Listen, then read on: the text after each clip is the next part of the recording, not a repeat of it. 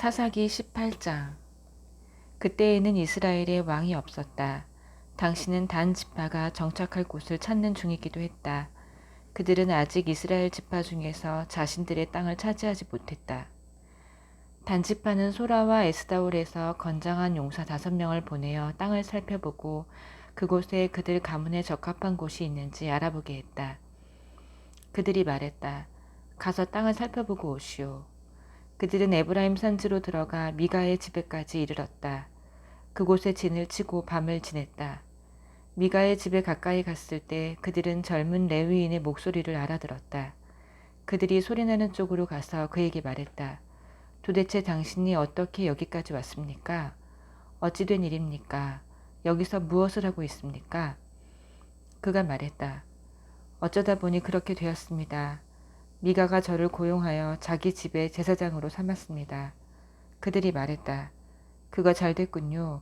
우리를 위해서 하나님께 물어봐 주십시오. 우리의 사명이 과연 성공하겠는지 말입니다. 제사장이 말했다. 안심하고 가십시오. 하나님께서 여러분이 가는 길을 보살펴 주실 것입니다. 5사람은 그곳을 떠나 북쪽 라이스로 향했다. 그들이 보니 그곳 사람들은 시돈 사람의 보호 아래 안전하게 평온하고 태평하게 살고 있었다. 아주 좋은 시절을 보내고 있었다. 하지만 그 백성은 서쪽의 시돈 사람과 멀리 떨어져 살고 있었고 동쪽으로는 아람 사람과 아무 조약도 맺지 않고 있었다. 5사람이 소라와 에스다올로 돌아오자 그들의 형제들이 물었다. 그곳 사정이 어떻소? 그들이 말했다. 어서 가서 그들을 칩시다. 우리가 그 땅을 살펴보았는데 정말 좋은 땅입니다. 팔짱만 끼고 앉아 있을 셈입니까? 꾸물거리지 말고 쳐들어가서 정복합시다. 여러분도 가보면 알겠지만 그들은 너무 태평스러운 나머지 방심하고 있습니다. 드넓게 펼쳐진 땅, 여러분이 찾던 모든 것이 다 있는 땅을 하나님께서 여러분에게 넘겨주실 것입니다. 단지파 사람 600명이 완전 무장하고 소라와 에스다올을 떠났다. 가는 길에 그들은 유다 땅 기럇 여야림에 진을 쳤다. 그래서 그곳이 오늘까지 단의 진이라고 불리는데 기럇 여야림 바로 서쪽이었다. 거기서 그들은 에브라임 산지로 진행하여 미가의 집에 이르렀다. 전에 라이스 땅을 정탐했던 5사람이 동료들에게 말했다. 이 집 안에 에봇과 드라빔 우상과 주조에 만든 신상이 있다는 것을 알고 있소? 어떻게 생각하시오? 그걸 어떻게 해보지 않겠소? 그래서 그들은 길에서 벗어나 미가의 집안에 있는 젊은 레위인의 집으로 가서 그에게 안부를 물었다. 중무장한 단지파 사람 600명이 문 입구를 지키고 있는 동안 그 땅을 살펴보러 갔던 정탐꾼 5명이 안으로 들어가 새긴 우상과 에봇과 드라빔 우상과 신상을 챙겼다. 제사장은 600명의 무장한 군인들과 함께 문 입구에 서 있었다. 5사람이 미가의 집에 들어가서 새긴 우상과 에봇과 드라빔 우상과 신상을 가져가려고 하자 제사장이 그들에게 말했다. 지금 뭐 하는 겁니까? 그들이 그에게 말했다. 쉿! 아무 소리 마시오. 우리와 함께 갑시다. 우리의 어른과 제사장이 되어주시오. 한 사람의 제사장이 되는 것과 이스라엘의 한 지파와 그 가문 전체의 제사장이 되는 것 중에 어느 쪽이 더 중요한 일이겠소? 제사장은 기회를 붙잡았다. 그는 에봇과 드라빔 우상과 새긴 우상을 가지고서 군인 무리에 합류했다. 그들은 발길을 돌려 아이들과 소떼와 소유물을 앞세우고 길을 떠났다. 그들이 미가의 집을 떠나 한참을 간 뒤에야 미가와 그 이웃들이 모였다. 그들은 곧 단지파 사람들을 따라잡았다. 그들이 단지파 사람들에게 소리쳤다. 단지파 사람들이 돌아서서 말했다. 무슨 일로 이리 시끄러운 거요? 미가가 말했다. 당신들이 내가 만든 내 신을 가져가고 내 제사장도 데려가지 않았소. 내게 남은 게 뭐가 있소? 그러면서 지금 대체 무슨 일이냐고 말하는 것이오? 그러자 단지파 사람들이 대답했다. 우리에게 소리 지르지 마시오. 사납고 성질 급한 이 사람들을 공연히 자극했다가는 당신들을 칠지도 모르오. 그렇게 되면 당신들은 떼죽음을 당하게 될 거요. 단지파 사람들은 계속해서 길을 갔다. 미가는 그들의 무력 앞에 승산이 없음을 알고 집으로 발길을 돌렸다. 단지파 사람들은 미가가 만든 물건들과 함께 그의 제사장을 데리고 라이스, 곧 평온하고 태평한 사람들이 사는 성읍에 도착했다. 그들은 그곳 사람들을 모두 죽이고 성읍을 불태워버렸다. 주변에 라이스를 도와주는 자가 아무도 없었다. 그들은 시돈에서 멀리 떨어져 있었고 아람 사람과도 아무 조약을 맺지 않은 터였다. 라이스는 벤르홉 골짜기에 있었다. 단지파는 성읍을 재건하고 이스라엘의 아들인 자기네 조상의 이름을 따라 그곳을 단이라고 고쳐 불렀다. 그 성읍의 본래 이름은 라이스였다. 단지파는 자신들을 위해 훔쳐온 신상을 세웠다.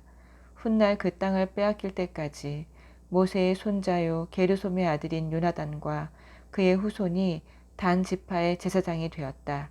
실로에 하나님의 성소가 있는 동안 줄곧 그들은 미가가 만든 신상을 자신들을 위해 그곳에 모셔두었다. 19장. 그때는 이스라엘에 왕이 없던 시절이었다. 에브라임 산지의 산골에 나그네로 살고 있던 한 레위인이 유다 땅 베들레헴에서 한 여자를 첩으로 들였다.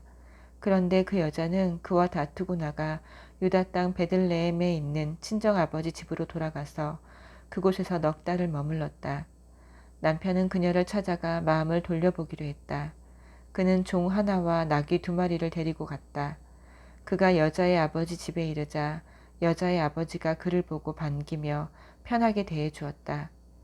여자의 아버지인 그의 장인이 그에게 좀 머물러 가라고 강권하여 그는 사흘을 함께 머물면서 즐겁게 먹고 마시고 잤다.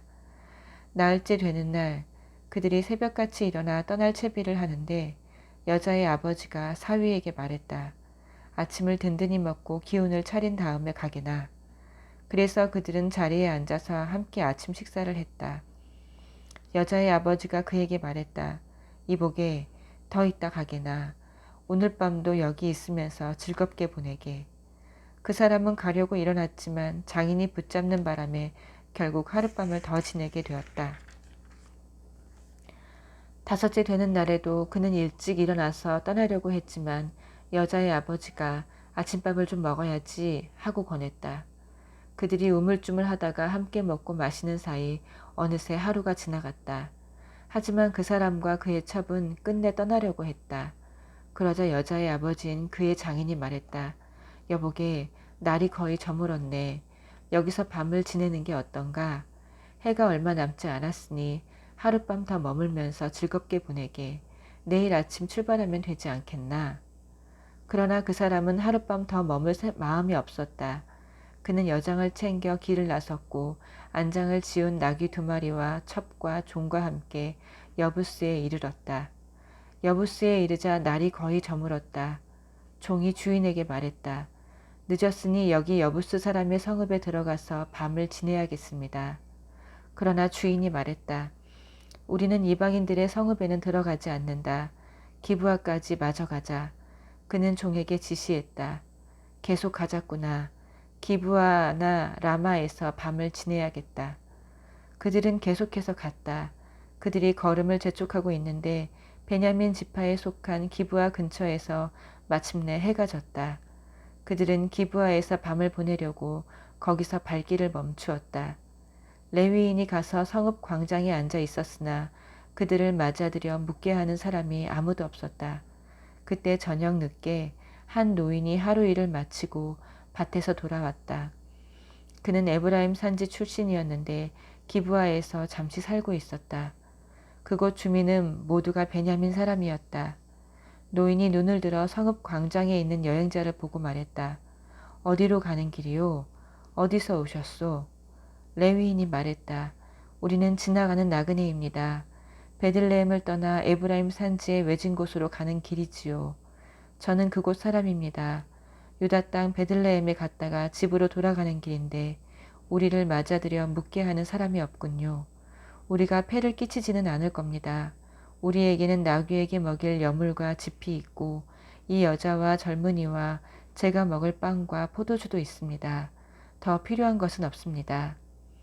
노인이 말했다. 걱정 마시오. 내가 당신들을 돌봐주리다.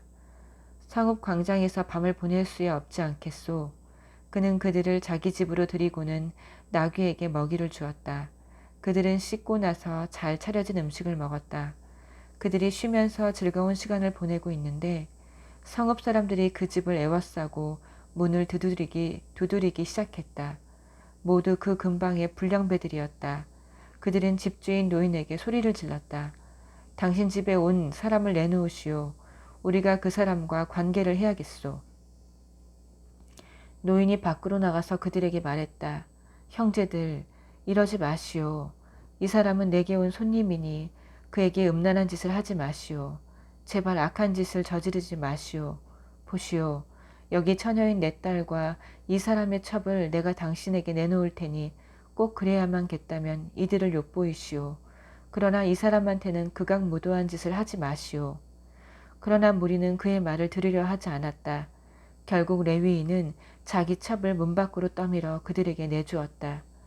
그들은 밤새도록 여자를 욕보였다. 새벽 무렵에야 그들은 여자를 놓아주었다.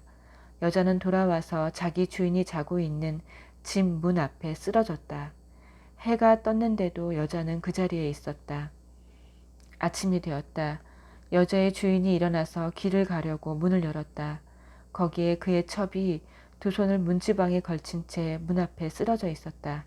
그가 일어나시오, 갑시다 라고 말했지만 대답이 없었다. 그는 여자를 나귀에 싣고 집으로 향했다. 집에 와서 그는 칼로 자기 첩의 팔다리를 잘라 12토막을 냈다. 그는 토막낸 것을 이스라엘 땅 전역에 보냈다. 그리고 사람들을 보내면서 이렇게 일러주었다. 이스라엘 모든 사람에게 말하시오. 이스라엘 자손이 이집트 땅에서 올라온 이래로 지금까지 이런 일이 한 번이라도 있었습니까? 이 일을 깊이 생각하고 논의해 주십시오. 무슨 조치든 취해 주십시오. 20장. 그러자 이스라엘 온 백성이 쏟아져 나왔다. 회중이 미스바에서 하나님 앞에 모였다. 단에서 브엘세바에 이르기까지 한 사람도 빠짐없이 모였다. 이스라엘 모든 지파를 대표하는 백성의 지도자들이 하나님 백성의 모임에 참석했다. 칼을 찬 보병 부대가 400개였다. 한편 베냐민 지파는 이스라엘 백성이 미스바에 모였다는 소식을 전해 들었다. 이스라엘 백성이 말했다. 이제 말해보시오. 이 극악무도한 일이 어떻게 벌어진 겁니까? 살해당한 여자의 남편인 그 레위인이 대답했다. 내가 첩과 함께 하룻밤 묵어가려고 베냐민 지파의 성읍인 기브아에 갔습니다. 그날 밤 기브아 사람들이 내 뒤를 쫓아와 내가 묵고 있던 집을 에워싸고 나를 죽이려 했습니다. 그들이 내 첩을 집단으로 욕보였고 그 여자가 죽었습니다. 그래서 나는 그 여자의 죽음을 가져와서 토막내어 이스라엘이 유산으로 받은 땅 곳곳에 한 토막씩 12토막을 보냈습니다. 이 악독한 범죄가 이스라엘에서 일어났습니다. 그러니 이스라엘 자손 여러분, 마음을 정하십시오. 뭔가 대책을 세워주십시오. 그러자 온 백성이 일제히 일어났다. 우리 가운데 누구도 집에 가지 않을 것입니다. 단 한 사람도 집으로 돌아가지 않을 것입니다. 우리는 기브아를 이렇게 처리할 생각입니다. 우선 제비를 뽑아 기브아로 진격합니다. 이스라엘 모든 지파에서 100명당 10명을 뽑아 군 식량을 나르게 할 것입니다. 기브아에 도착하면 군대는 이스라엘에서 벌어진 이 극악무도한 만행을 응징할 것입니다. 이스라엘 모든 사람이 똘똘 뭉쳐서 그 성읍을 치려고 모였다. 이스라엘 지파들이 베냐민 온 지파에 전령을 보내 말했다. 당신들의 땅에서 벌어진 극악무도한 이 일이 어찌된 것이오. 기브아의 그 불량배들을 지금 당장 내놓으시오. 우리가 그들을 죽여 이스라엘에서 악을 불살라 없앨 것이오. 그러나 베냐민 지파는 그렇게 할 마음이 없었다. 그들은 자신들의 형제인 이스라엘 백성의 말을 듣지 않았다. 오히려 그들은 이스라엘과 전쟁을 벌이려고 자신들의 모든 성읍에서 군사를 일으켜 기브아에 집결시켰다. 순식간에 각 성읍에서 칼을 찬 보병 26개 부대를 모았다. 또한 기브아에서 최고의 용사 700명을 뽑았다. 그 밖에도 양손을 다 쓰는 명사수 700명이 있었는데 이들이 물맷돌을 던지면 머리카락 하나도 놓치는 법이 없었다. 이스라엘 백성 사람들은 베냐민 지파를 빼고도 칼을 찬 용사 400개 부대를 동원했다. 그들이 길을 떠나 베델로 가서 하나님께 여쭈었다. 이스라엘 백성이 말했다. 우리 가운데 누가 먼저 가서 베냐민 지파와 싸워야 하겠습니까? 하나님께서 말씀하셨다. 유다가 먼저 가거라. 이튿날 아침 이스라엘 백성이 일어나 기브아 앞에 진을 쳤다. 이스라엘 군이 베냐민과 싸우기 위해 진군하여 위치를 정하고 막 기브아를 치려는 순간에 기브아에서 베냐민 지파 사람들이 쏟아져 나와 이스라엘의 22개 부대를 그 자리에서 전멸시켰다. 이스라엘 백성이 성소로 돌아와 저녁 때까지 하나님 앞에서 울었다. 그들이 하나님께 다시 여쭈었다. 우리가 다시 가서 우리 형제 베냐민 지파와 싸워야 하겠습니까? 하나님께서 말씀하셨다. 그렇다. 싸워라. 군대는 기온을 냈다. 이스라엘 사람들은 첫날 배치받았던 위치로 다시 갔다. 둘째 날에 이스라엘 백성이 다시 베냐민을 치기 위해 진격했다. 둘째 날에도 베냐민 지파 사람들이 성읍에서 나와 칼솜씨가 뛰어난 이스라엘의 18개 부대를 전멸시켰다. 이스라엘 백성 곧 온 군대가 베델로 돌아와 하나님 앞에 앉아서 울었다. 그날 그들은 저녁 때까지 금식했다. 그리고 하나님 앞에 번제와 화목제를 드렸다. 그러고 나서 그들은 하나님께 다시 여쭈었다.